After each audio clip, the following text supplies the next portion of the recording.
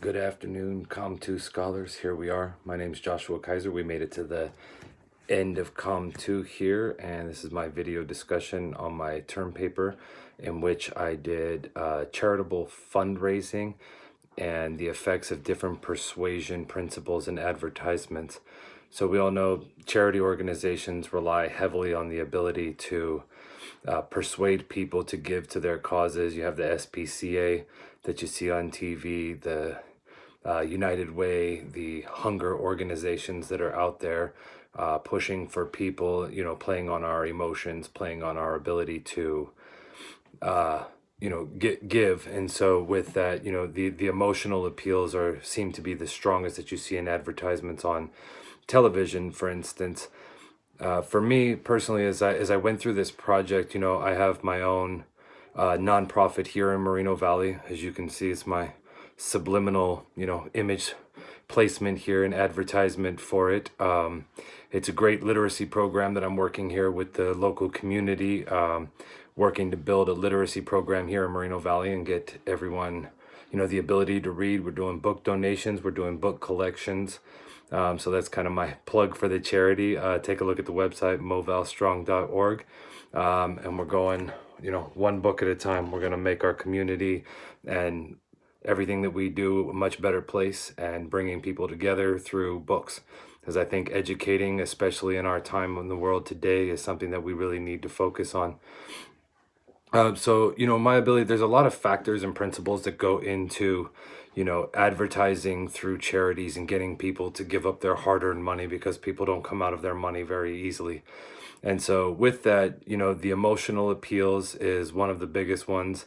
I think one of those, what I focus on is with, getting donors to support, my cause is kind of showing them what's in it for, them and their ability to, support a cause and what does it bring to them. And so the notoriety for companies, the ability to, my nonprofit is small, but luckily for me, I've worked in the personal care industry for a lot of years and have some great connections with big beauty brands and have had some great success in getting things together and structured out.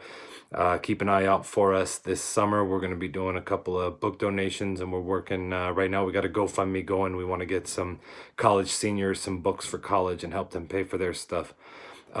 So the establishment for persuasion, it's the ability to shape and reinforce and change a behavior. So people have their money, people spend their money, but getting people to just give their money to a cause, you have to appeal to their inner person. And I think reciprocity is the number one ability to push people to give to a cause when they feel like there's something in return. So in exchange for donating to an organization, you want them to feel like it's a favor, like they owe them, like you owe them something.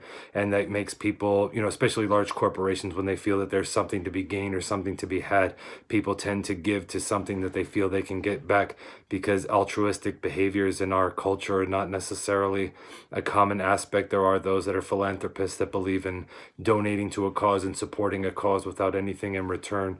However, most people are easier to come up out of their stuff. And what I like here is one of my sources from the author's last name is Fogg, from 1998, is he defined persuasion as an attempt to shape, reinforce, or change behaviors, feelings, or thoughts about an issue, object, or action.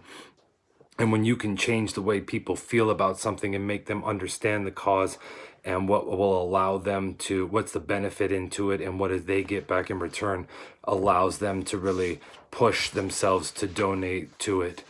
I think secondly, as we look at things, the social proof is proving, when you go and you see that what you've done actually has helped some people. So when you go, to the website and you can see the different things that happen out there, and, they show you the photos of events and live events and things like that. And that's, my social proof for Moval Strong will be, coming out this summer as we really get, kicked into high gear here as, we get out of this pandemic and are able to get back in touch with people and really be there for each other.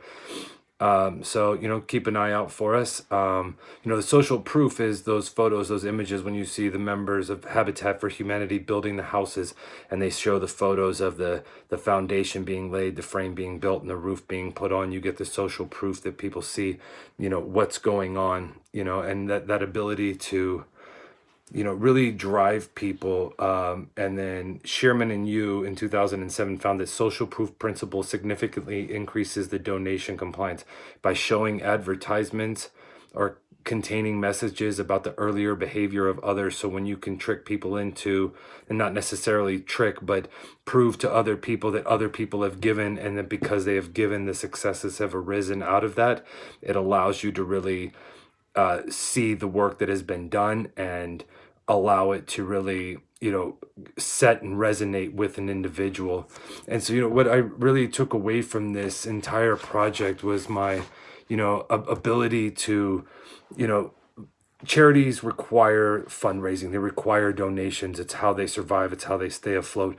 And that understanding of how to persuade people to bring you what you want to do and what you need from them is it's a hard concept to really mastermind the ability, because you're trying to play and weigh on so many different emotions. But I think ultimately, charities and nonprofits and those, I think the majority of us, hopefully for those of us that are local, push hard to take care of our local communities. We're not trying to help the world. We're trying to help our city, help our community, our families, our children, and where we live, and help those and our neighbors and friends, and pick everybody up out of this, mess that we're in today. And hopefully, the ability to educate people, bring that together, will bring us to where we want to be. I wish you all the best. Best of luck on your videos. I look forward to watching them and responding to them. Thank you everyone for a great semester. I wish you all the best. Take care. Talk to you soon.